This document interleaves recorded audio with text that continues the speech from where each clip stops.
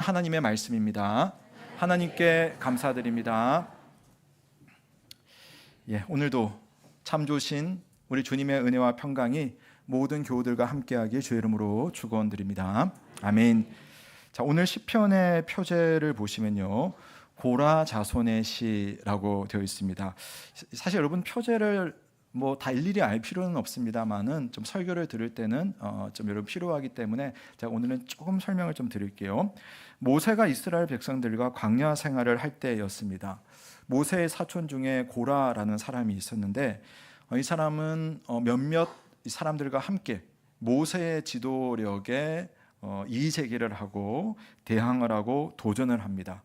그러다가 하나님의 진노를 받아서 땅에 삼켜져서 죽임을 당하는 그런 어떤 아주 비참한 그런 마지막을 맞이하게 됩니다. 그런데 이 고라에게는 3명의 아들들이 있었어요. 이 3명의 아들들은 아버지의 그 반역에 동참하지는 않습니다. 그래서 살아남았어요. 그리고 그 후손들이 이제 자손들을 하면서 후대가 되었을 때에 이 고라의 후손들 중에는 성전을 지키는 성전의 문지기, 오늘 말씀에 나오죠. 또 성전에서 노래 부르는 찬송하는 사람들, 또 성전에서 빵을 굽는 요리사로 하나님 앞에 성전을 섬기는 그런 일로 하나님을 잘 섬기게 됩니다. 그러니까 그들이 고라의 자손들입니다. 그 다음 표제의 내용을 보면, 이것도 여러분 그냥 오늘 설교에 필요하기 때문에 참고로 들으시면 되겠는데요. 보시면 인도자를 따라서 깃딧에 맞춘 노래라고 되어 있습니다.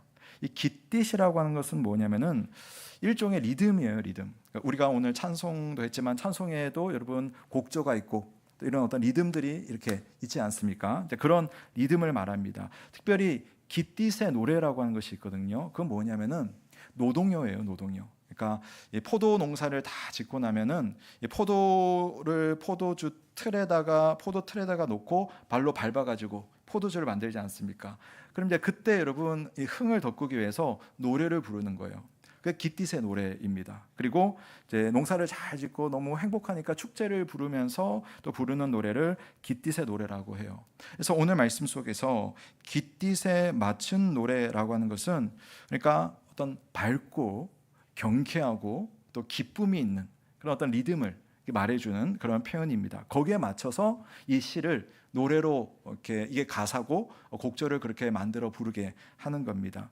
예를 들어서 여러분 시편 8편을 보시면 이것도 역시 깃딧의 노래로 되어 있거든요. 여호와 우리 주여, 주의 이름이 온 땅에 어찌 그리 아름다운지요, 주의 영광이 하늘을 덮었나이다. 어떠세요? 이게 여러분 슬픈 노래 아니죠, 그렇죠? 되게 어떻게 보면 희망차고 기대가 있는 어떤 그런 노래입니다. 마찬가지로 시편 81편도 깃딧에 맞춘 노래로 되어 있어요. 우리의 능력 되시는 하나님을 향하여 기쁘게 노래하며 야곱의 하나님을 향하여서 즐거이 소리칠지어다. 여러분 이 깃딧에 맞춘 노래가 얼마나 이렇게 기쁨이 있고 소망이 넘치는지를 알 수가 있습니다. 그렇다면 우리가 읽었던 이 시편 84편도 그 리듬으로 볼 수가 있는 겁니다. 그러니까 어떤 리듬인지는 정확하게 남아있지는 않아요. 자료는 없습니다만은, 그러나 실제로 84편 전체적인 분위기는 사실은 희망이에요. 희망, 소망, 기대, 기쁨이 이 84편에 있습니다. 그래서 오늘은 이 시를 고백하는 시인이 어떤 점에서 기쁨과 희망을 노래하는지 먼저 살펴보고, 그 다음에 이것이 우리와는 어떤 관련이 있는지, 우리에게도 있을 믿음의 희망이 어떤 것인지를 찾아보는 시간을 한번 가져보려고 합니다. 자, 우선 여러분 여기서 반복되는 한 어떤 건물이 있습니다. 그것은 바로 성전인데요. 이스라엘 백성들에게 예루살렘, 특히 예루살렘에 있는 성전은 아주 특별한 공간이었어요. 하나님께서 내가 너희와 함께 하겠다라고 약속하신 공간이기 때문에 유대인들은 특별한 절기가 되면 이 성전이 있는 예루살렘을 향해서 긴 순례길을 떠나게 됩니다. 교통수단이 발달하지 않았던 이 고대에 장거리 여행을 하는 것은 상당히 어떻게 보면 위험하고 또 한편으로는 다리가 아팠겠죠. 고된 일이었습니다. 하지만 순례자들은 그것마저도 우리가 성전으로 간다, 성전에서 하나님을 만난다라는 그 기쁨과 기대에 그 고된 모든 것들을 다 녹여낼 수가 있었습니다. 그래서 이 시는 이렇게 시작을 합니다. 우리 1절 말씀 한번 같이 읽어보겠습니다. 시작.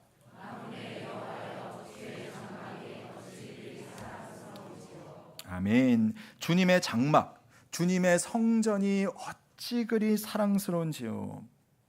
자, 여러분, 최근에 여러분 누군가에게 당신 참 사랑스러워, 머리부터 발끝까지 사랑스러워, 이렇게 여러분 고백하신 분 혹시 계십니까?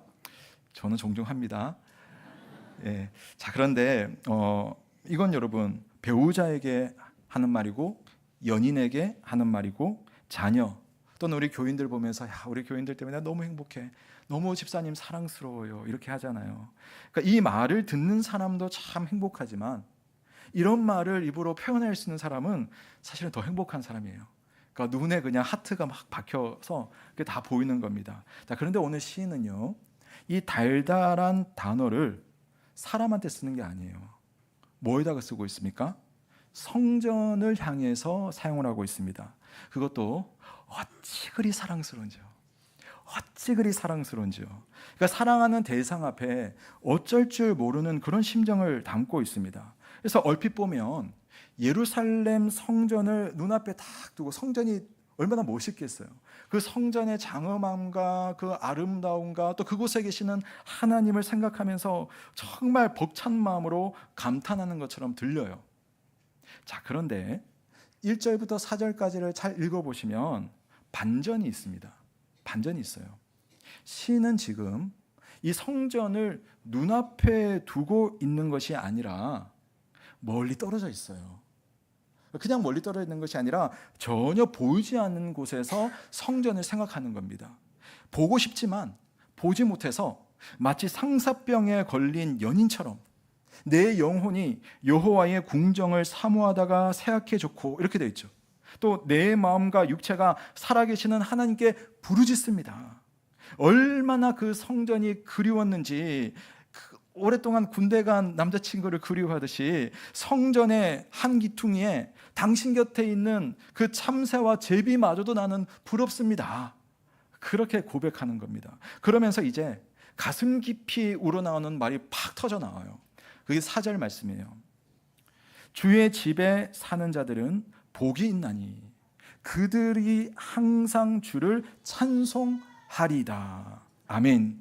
주님의 집에 사는 사람들은 복이 있나니, 왜냐하면 그들은 항상 주님을 찬송하니까요 라고 말합니다. 여기 주님의 집에 사는 자들이란 일반적으로 레위인들, 성전에서 제사를 돕는 그런 제사장들을 말합니다. 시인이 노래하기를 그 사람들은 참 복이 있어요. 그들은 항상 하나님을 찬송할 수 있으니까. 여러분 공감이 되십니까? 한 2주 전이었던 것 같은데요, 어느 성도님께서 새벽에 그리고 주일에 이런 기도 제목과 함께 헌금을 하신 분이 계십니다. 짧은 내용이었는데 이랬어요. 하나님, 교회 근처로 이사하고 싶습니다. 그게 헌금을 하면서 헌금 감사 제목이에요. 하나님, 교회 근처로 이사하고 싶어요. 그러니까 마음껏 기도하고 찬양하고 예배할 수 있도록 교회당 근처로 이사하고 싶은 마음이 느껴졌습니다. 그런 분들 아마 계실 것 같아요. 지금 이 자리에 제가 제일 먼저 우리 먼 곳에 계시는 성도님들 가정들을 신방을 했는데, 제가 신방을 하고 돌아올 때마다 너무 감동이 있었어요. 또 한편으로는 목사로서 저분들이 주일에 여기 오기까지 어떤 마음으로 왔을까 싶은 마음에서 참 어떤 면에서는 거룩한 부담감과 또 반성하는 마음이 막 생기더라고요. 우리 교인들 중에는 분당, 또 성남, 용인에서 오시는 분도 계시고, 조금 가깝게는 시흥, 또 인천, 또 저기 청라, 그리고 서울에서도 여러 지역에서 오십니다. 자가용으로도 오시고 마을버스와 지하철을 몇 번씩 번갈아 타서 오시는 분도 계십니다. 저는 걸어서 기껏해 한 10여 분 정도 오는 거리인데, 그분들은 차를 타고 또 지하철을 타다 보니까 1시간 반씩 걸려서 오신답니다. 자, 그렇게 오신 여러분들 지금 이 자리에 계시죠. 자, 여러분들은 이 4절 말씀이 아마 공감이 되실 것 같은데요. 목사님 참 부러워요. 교회당에 가까이 사시는 권사님, 집사님 참 좋겠습니다. 교회당 근처에 계시니 얼마나 좋습니까? 새벽에도 예배드릴 수 있고 여차하면 언제든지 교회당에 달려가서 기도할 수 있으니 참 좋겠습니다. 예, 맞습니다. 교회 가까이 있는 성도님들은 좋아요. 저도 먼 곳에 있는 것보다 가까이 있으니까 여러분 얼마나 좋은지 모릅니다. 자, 그런데 그렇지 못한 성도님들 좀 이렇게 한번 오늘 말씀을 보시면 좋겠습니다. 자, 오늘 이 시편의 리듬이 뭐라고 했죠? 깃딧에 맞춘 노래라고 했습니다. 그러니까 이게 아주 밝은 리듬이고 또 아주 희망찬 분위기로 이 고백을 하는 겁니다. 그러니까 지금 어떻게 보면은 이 첫 소절은 희망차고 근데 그 뒷소절에 보면은 멀리 떨어져 있으니까 너무너무 보고 싶고 사랑하는데 너무너무 그립고 너무 부러워서 부르짖기도 하고, 근데 이 표현이 고단하고 불쌍하고 서글프게 연주되지 않는다는 말입니다. 비록 먼 곳에 있지만 그러나 기대감으로 부풀어 오르는 상승 곡선을 그리고 있어요. 지금 멀리 있지만 주님의 집을 사랑하고 주의 집을 향해서 간절한 그 마음이 여러분 사실은 그 누구보다도 하나님께 가까이 갈 수 있는 상태라는 겁니다. 집이 가까워서 여러분 하나님에 가까운 것이 아니라 여러분의 마음이 하나님을 간절히 바라볼 때 그때 여러분 하나님과 가까워지는 거예요. 무슨 말씀인지 여러분 이해가 되십니까? 교회당과 여러분 집의 거리가 하나님과 여러분 집의 거리가 아니라는 말씀이에요. 집이 멀어서 내가 교회 가면 교회에 머물 수 있는 시간이 상대적으로 줄어들기 때문에 그래서 교회당에 오는 그 마음이 간절하신 분 계시잖아요. 오늘 꼭 하나님 만나야지. 오늘 목사님 말씀에서 한마디라도 좀 듣고 가야지. 더 깊이 기도하고 가야겠어 하는 그런 마음이라면 여러분 그 마음으로 인해서 바로 하나님께서 여러분 가까이에 계시다는 사실을 믿으시기를 바랍니다. 주의 집을 사랑하는 자가 누리는 복은 공간을 뛰어넘어요. 하나님께 가까이 있을 수 있는 은혜가 주님의 집을 사랑하고 사모하는 자들에게 있다는 겁니다. 하나님은 성전에 여러분 갇혀서 거기 머물러 계시는 분이 아니잖아요. 물론 지금은 성전도 없지만 그냥 교회당이지만 주님의 집을 사모하고 하나님의 백성을 사모하는 그 주님의 사람들의 그 마음에 하나님께서 오늘도 함께 하신다는 그 사실을 꼭 기억하시기를 바랍니다. 다음으로 여러분은 헌금을 많이 드릴 때에 하나님께서 기뻐하시고 내 기도 들어주신다라고 혹시 은연중에 생각하지 않습니까? 물론 우리가 헌금을 할 때는 할 수 있는 최선으로 인색하지 않게 헌금하는 것이 헌금의 원리입니다. 하지만 이 말은요, 이 자리에 계신 모든 100이면 100명이 천편일률적인 금액의 크기를 정한 것이 아니에요. 여러분의 마음을 말하는 것입니다. 오히려 헌금을 많이 한다고 해서 하나님과 사람 앞에 교만한 마음을 가졌다면 그 마음속에 하나님께서 들어오실 수가 있겠습니까? 그 반대로 하나님께 드릴 것이 없어서 하나님께 내가 오늘도 빈손으로 나오는 것이 내 마음이 너무나 가난한 마음이어서 하나님 앞에 안타까운 마음이라면 저는 그래요. 하나님 그 마음을 너무나 고맙게 여길 것 같다. 그런 생각을 합니다. 과부의 보잘것없는 2렙돈이 부자의 많은 헌금보다 많다고 하셨습니다. 중요한 것은 내가 지금 하나님을 사랑하느냐, 내가 지금 하나님을 만나고 싶으냐의 문제입니다. 지금 이 사람이 성전에 둥지를 튼 참새와 제비마저도 부러워하는 것은 어떤 거리와 공간의 문제가 아니에요. 나 하나님 너무 만나고 싶다. 나 하나님께 너무 찬양하고 싶다. 나 오늘 하나님께 예배하고 싶고 그분의 은혜로 한번 흠뻑 적셔보고 싶다. 여러분 이런 마음이 하나님께서 내려주시는 그 은혜를 받을 그릇을 준비하는 마음인 줄로 믿습니다. 모르는 분들도 계실 거라고 생각하고 여러분 잘 아시는 이야기지만 한번 해보겠습니다. 어느 주일 아침에 한 중년 남자가 아내에게 불평을 하는 거예요. 여보, 나 오늘은 교회 못 가겠어. 교회 가기 싫어. 그냥 집에 있을래. 나 말리지 마. 그랬더니 아내가 도닥거리면서 말하는 거예요. 여보, 오늘만큼은 교회 가야 돼요. 왜냐하면 당신 그 교회 담임 목사잖아. 오늘 가서 설교 그렇게 밤도 새우고 준비해놓고 오늘 교회 안 간다면 도대체 뭐 하겠어. 자, 이게 어디서 나왔는지 출처를 상상하지 마시고, 저희 집에서 가끔씩 일어나는 일이기도 하지만, 제가 드리고 싶은 말씀은 이겁니다. 여러분, 하나님을 만날 수 있는 수많은 기회를 여러 가지 이유로 시시하게 여기는 사람도 있고, 하나님을 만날 수 있는 기회가 너무나 적은데 너무 적기 때문에 오히려 하나님을 간절히 바라보는 그런 사람들이 있어요. 주께 드릴 것이 많아서 하나님 만나는 것이 너무나 그냥 편안한 사람이 있고, 주께 드릴 것이 없기 때문에 하나님과의 한 번의 만남이 내게는 너무나 간절하고 소중한 그런 사람들이 있습니다. 간절하지 않은 10번의 기회와 간절한 한 번의 기회가 있다면 하나님의 은혜는 여러분 어떤 마음에 가까이 있겠습니까? 다시 말씀으로 돌아옵니다. 이제 이 주님의 집을 사랑하는 이 사람은 가만히 있을 수가 없어요.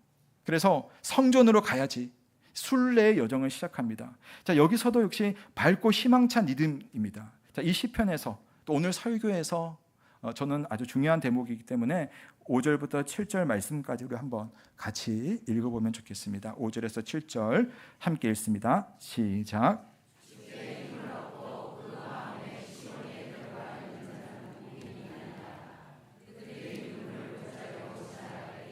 그곳에 많은 샘이 있을 것이며 이른 비가 복을 채워주나이다. 그들은 힘을 얻고 더 얻어 나아가 시온에서 하나님 앞에 각기 나타나리이다. 아멘. 나 신이요 1절부터 4절까지 우리 앞에까지 보면 성전에 거하는 자들은 복되고 그래서 내가 부럽다라고 했잖아요. 근데 이제는 자기 이야기로 딱 돌아왔어요. 그래서 말하기를 나처럼 성전이 멀리 있지만 성전을 향해 가는 사람이야말로 복되다. 그렇게 신나게 부르는 겁니다. 그래서 주께 힘을 얻고 그 마음에 시온의 대로가 있는 자가 복이 있습니다 라고 말합니다. 여기 시온의 대로, 시온이라고 하는 것은 예루살렘 성전이 서 있는 시온산을 말하는 거죠. 그리고 시온의 대로라는 말은 뭐냐면 그래서 그 시온을 향해서 시온산을 향해서 하이웨이 아주 고속도로처럼 쫙 뚫려 있는 그 대로를 말하는 겁니다. 근데 재밌는 것은 이 시온의 대로가 어디 있느냐 하니까 보세요. 어디에 있는 것 같아요? 5절 말씀해 보니까 그 마음에 시온의 대로가 있다라고 합니다. 그 하나님께로 가기 위해서 뭔가 환경적으로 잘 닦여져 있는 고속도로가 펼쳐져 있는 것이 아니라 그 마음이 시온의 대로래요. 그게 복이 있다라고 말을 합니다. 여러분, 순례자 머나먼 길을 가는 것은 고된 일이긴 하지만 하나님을 만나러 가는 순례자에게 하나님이 주시는 그런 은혜들이 있어요. 하나님을 만나러 가는데 하나님께서 주시는 힘과 은혜로 가니 이건 이중의 복인 겁니다. 첫 번째 복은 뭐냐면 하나님을 만날 거니까 이게 은혜의 복이 있어요. 근데 그 하나님을 만나는 그 과정 속에 좀 설명드리겠지만 그 과정 속에 여러 가지 일들이 있거든요. 근데 그 여러 가지 이 과정 속에 하나님이 주시는 그런 어떤 힘이 있어서 그 과정이 나에게는 하나님 주시는 복이다. 이 표현을 하는 겁니다. 하나님을 만나길 간절히 바라는 그 마음이 주님께로 가는 시온의 대로. 이 시간 예배드리시는 우리 모든 온세로교회 성도들의 그 마음 속에 이처럼 시온의 대로가 활짝 열릴 수 있기를 주의 이름으로 축원합니다. 이 복을 가진 사람은 삶의 많은 형태, 우리 사람마다 다 삶의 형태가 다른데요. 그 형태들 속에서 하나님의 은혜를 누리는 겁니다. 특별히 6절 말씀에 보면 눈물골짜기라는 표현이 나와요. 눈물골짜기. 이 원문을 따라 사실 읽어보면 눈물골짜기는 원문에서는 박하골짜기라고 되어 있어요. 박하. 그러니까 박하라는 이름을 가진 골짜기예요. 근데 실제로 이게 어디 있는지는 알 수가 없습니다. 그래서 후대 번역자들은 이 박하라고 하는 이 지명이 히브리어로 보면은 눈물이라고 하는 단어와 자음이 비슷하게 생겼거든요. 같이 생겼거든요. 그래서 눈물 골짜기로 번역해서 부르고, 우리 한글 성경도 그 번역본을 따라서 박하 골짜기라고 하지 않고 눈물 골짜기로 이렇게 이야기를 합니다. 근데 여러분 보세요. 이 깃딧의 노래라고 하는 것은 희망차다고 했잖아요. 되게 밝고 이렇잖아요. 그런데 이 84편의 가장 중간에 갑자기 뜬금없이 눈물 골짜기래요. 얼마나 어울리지 않는 배치입니까? 아니 굳이 지금 분위기도 좋은데 굳이 눈물 골짜기를 넣을 것도 없잖아요. 근데 제가 이 말씀을 묵상하면서 저는 그랬습니다. 야, 이 84편 가장 정가운데 이 눈물 골짜기야말로 이 시편 전체에서 우리에게 주는 보석과 같은 말씀. 저는 그랬습니다. 자, 무슨 말이냐면 여러분, 예루살렘을 향한 순례의 길은 사실 기쁘다는 표현을 하지만 또 실제로는 고되고 어려운 길이에요. 이것을 우리의 인생으로 본다면 때때로 우리는 살다 보면 슬픔과 눈물의 골짜기를 다 지나가게 되어 있습니다. 가난, 질병, 이별, 사고, 죽음. 한 번쯤은 마주칠 눈물의 골짜기들이 분명히 있습니다. 이 광야가 아주 건조한 땅이잖아요. 메마른 광야길을 가면서 예루살렘을 향해 가다 보면 그 순례길 속에서 눈물 골짜기를 만난답니다. 좀 비유적인 표현이라고 본다면 그 골짜기를 지나면서 너무 황량하고 외롭고 길이 힘들고 고단해서 눈물을 흘릴 수 있어요. 너무 힘들어서. 근데 눈물을 손등으로 훔치다가 갑자기 눈을 들어보니까 지금 뭘 말하고 있냐면은 더 이상 메마른 광야가 아닌 거예요. 곳곳에 샘이 보여요. 심지어는 그 샘을 채워줄 수 있는 이른비, 가을비인데 그 가을비가 내려가지고 샘을 채워주는 하늘의 복이 막 하늘에서 내리고 있는 것이 그 눈에 보이는 거예요. 어디에서? 그 광야에서 그게 보인다는 겁니다. 여러분, 요즘에 어떤 상품들에 대해서 값에 비해서 질이나 효율이 좋을 때 여러분 쓰는 말 있죠. 우리 젊은 집사님들 그 뭐라고 하죠? 뭐가 좋다고 하죠? 예, 잘 아시네요. 가성비가 좋다고 합니다. 가격 대비 성능의 비율이잖아요. 이게 자본주의가 추구하는 아주 뭐랄까요? 아주 최고의 삶의 방식일 텐데요. 자, 혹시 우리는 신앙생활에 있어서도 가성비를 찾고 있는지는 아는지 한번 생각해 보면 좋겠습니다. 무슨 말이냐? 가성비가 좋은 신앙생활, 얼핏 들어볼 때는 상당히 좋은 거죠. 이런 겁니다. 하나님의 은혜는 사모하는데 하나님을 위한 수고를 하지 않으려는 신앙생활, 가성비가 좋은 거예요. 나는 섬김을 더 받고 싶지만 그러나 섬김을 하고 싶지는 않은 신앙생활, 그 가성비가 좋은 거거든요.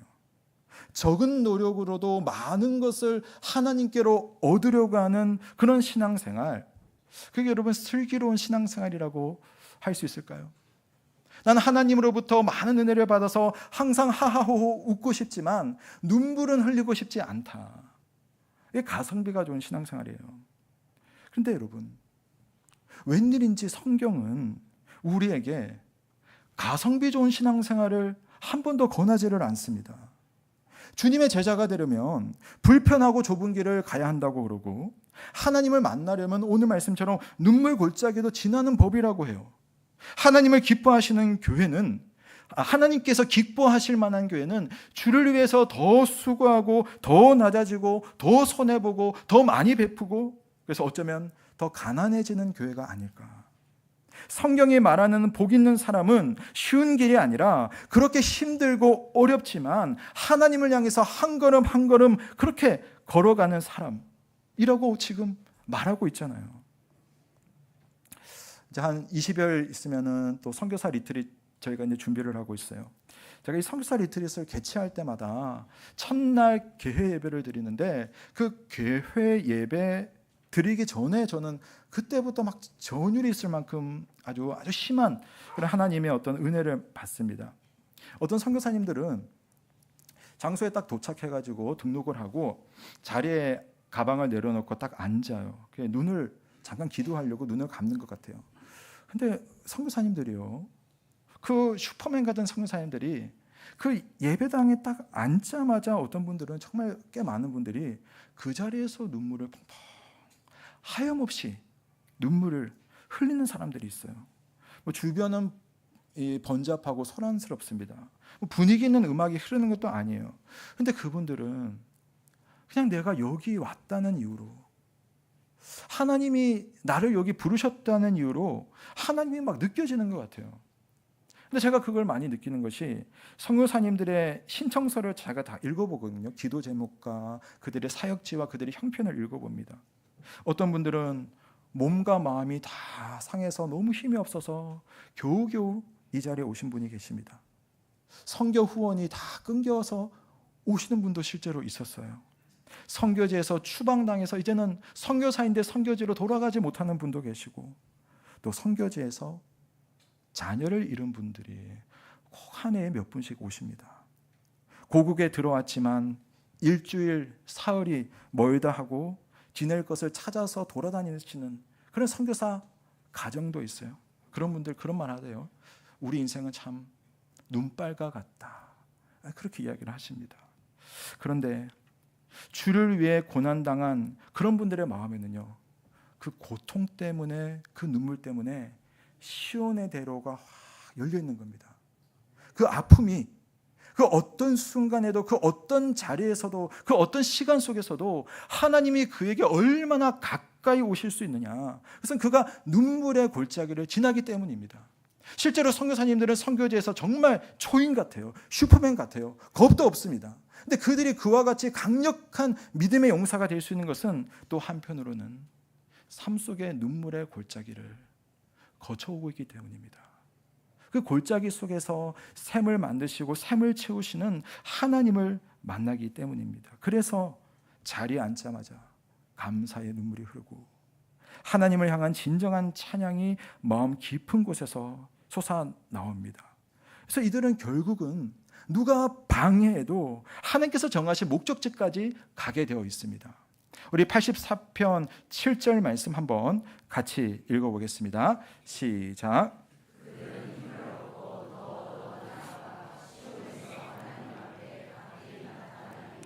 아멘. 새 번역으로 보면 그들은 힘을 얻고 더 얻으며 올라가서 시온에서 하나님을 우러러 뵐 것입니다. 여러분, 눈물의 골짜기를 지나가다 보면 나 혼자 골짜기를 지난 것이 아니라 하나님이 만드신 샘을 바라보고 그 샘을 채우시는 하나님을 만나면서 가게 돼 있어요. 그래서 눈물의 골짜기로 가면 시온의 대로가 열린다니까요. 오늘 목사님 은퇴하시는데 저는 목사님께도 이야기를 듣긴 했지만 우리 성도님들 통해서 우리 목사님 개척할 때 또 그 시절의 이야기들 성도님께 많이 듣습니다. 저는 뭐 개척을 해보지 못한 목회자로서 그렇지만 고생을 참 많이 하셨더라고요. 네, 울 일도 많았고 또 마음 아픈 일들도 참 많았다라는 사실을 생각해 봅니다. 근데 제가 이 38년을 마무리하는 목사님 보면서 그 눈물의 골짜기를 지나왔기 때문에 오늘 하나님께서 그 순간순간마다 샘을 보여주시고 은혜의 비를 보여주시고 또 그 믿음 가지고 지금까지 견디면서 또 하나님 앞에 감사드리는 오늘 그런 예배를 드릴 수 있는 것이 아닐까라는 생각을 해보았습니다. 존 칼빈 목사님은 이런 이야기를 했어요. 참 마음의 종교를 가진 사람, 진심으로 하나님을 섬기는 사람은 그 길이 평탄하고 즐거우며 기쁨의 길을 지날 때뿐만 아니라 거칠고 황무한 광야를 지나가야만 하는 경우에도 자기들의 발걸음을 하나님의 성소를 향해 옮긴다. 이러한 사람들은 물이 없는 곳으로 인해서 갈 길을 포기하기보다는 오히려 끝없이 노력해서 물탱크를 만드는 쪽을 택할 것이다. 옛날에 물탱크가 있었나 봐요. 네, 뭐 이것은 내가 만든 것이 아니라 하나님께서 만들어 주시는 거겠죠. 사랑하는 성도 여러분, 세상에서 사업을 하면서 여러 번 성공을 했지만 마지막에 사기당하고 망해버리면 그 너무나 힘이 듭니다. 그런데 수십 번 인생 동안 실패하고 망했어도 마지막에 재기한다면 우리는 그 인생 성공했다고 말하잖아요. 하나님을 향해서 믿음의 길을 가는 사람, 그 마음에 오로지 하나님을 향한 시온의 대로가 열린 사람은 끝까지 갈 수 있는데, 하나님께서 힘을 주시고 다시 일어나서 가게 하는 그 힘으로 갈 수 있다는 사실을 믿으시기를 바랍니다. 이것이 순례자에게 주시는 하나님의 복이에요. 믿음으로 살고자 하는 성도들에게 주시는 하나님의 은혜입니다. 목적지도 복이지만 그 과정도 하나님 주시는 복이 있는 겁니다. 그래서 눈물 골짜기에 오늘 시인은 기쁨으로 노래를 하고 있어요. 하나님은 하나님을 향해 가려는 사람에게 힘을 주십니다. 그리고 주의 집을 사랑하는 자는 결국 하나님의 복을 받게 되어 있습니다.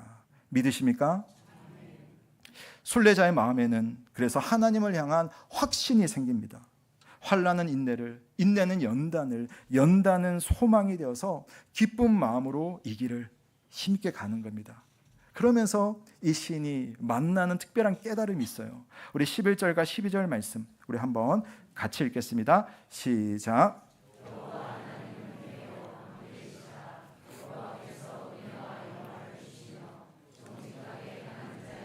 좋은 것을 아끼지 아니하실 것임이니이다. 만군의 여호와여. 아멘. 자, 주님의 집으로 향하는 사람, 멀지만 하나님을 끝까지 찾는 사람에게는 이 영적인 자신감이 생깁니다. 주변을 보면서 그렇게 주눅들지 않아요. 나보다 잘 나가네? 그렇게 내가 주눅들지 않습니다. 오늘 시간이 없기 때문에 한 부분만 좀 볼게요. 11절에 보면 정직하게 행하는 자에게 좋은 것을 아끼지 아니하시는 하나님에 대해서 표현을 하고 있습니다. 정직하게 행하는 자, 이게 뭘까요? 하나님을 순수한 마음으로 순종하고 따르는 사람을 말해요. 믿음이 계산을 하지 않는 겁니다. 가성비 따지지 않는 믿음으로 주님을 사랑하는 사람입니다. 사실 우리가 시간 들여, 돈 들여, 노력 들여, 감정 들여 이러다 보면 계산을 하지 않아도 우리가 그냥 딱 알거든요. 야, 이거 내가 손해인데, 야, 이거 내가 이거 괜히 한 거 아니야, 이런 생각이 드는 거죠. 실제로 손해고 고생이고 힘이 듭니다.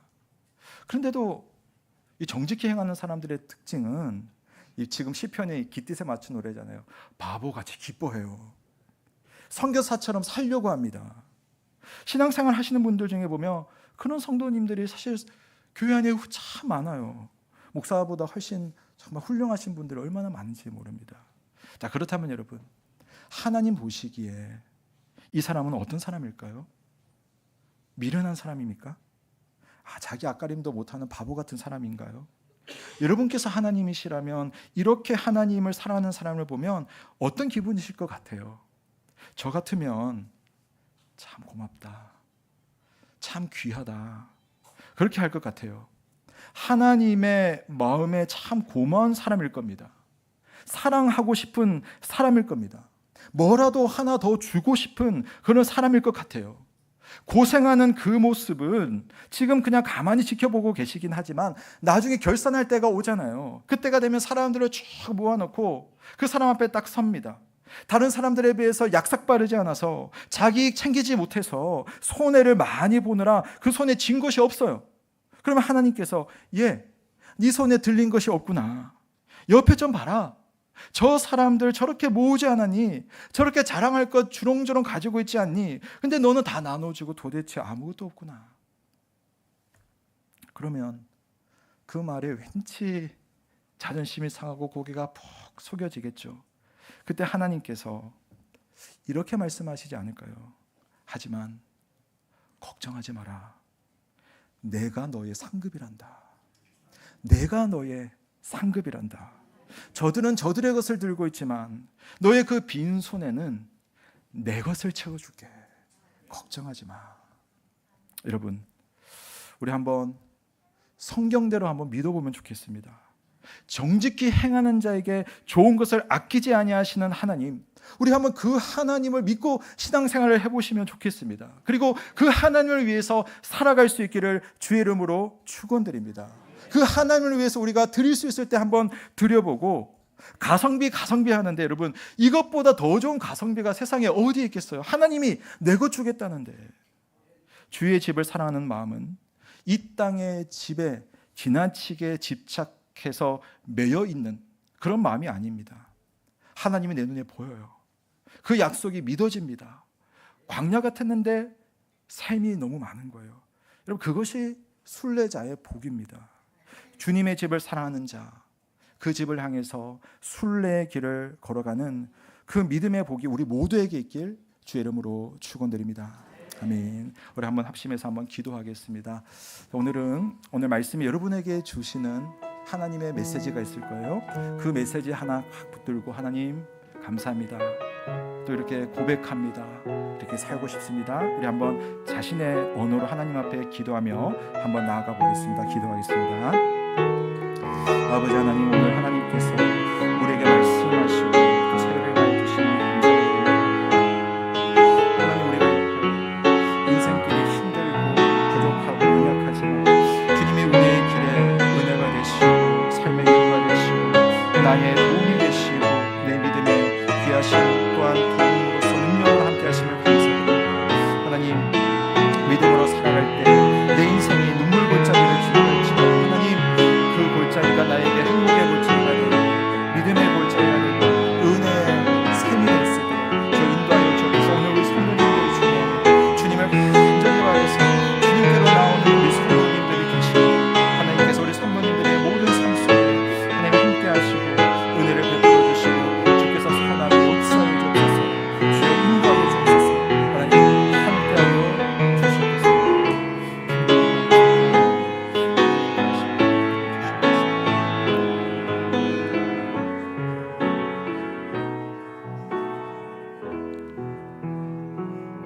주께 힘을 얻고 그 마음에 시온의 대로가 있는 자는 복이 있나이다.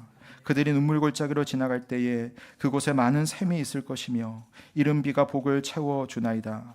그들은 힘을 얻고 더 얻어 나아가 시온에서 하나님 앞에 각기 나타나리다.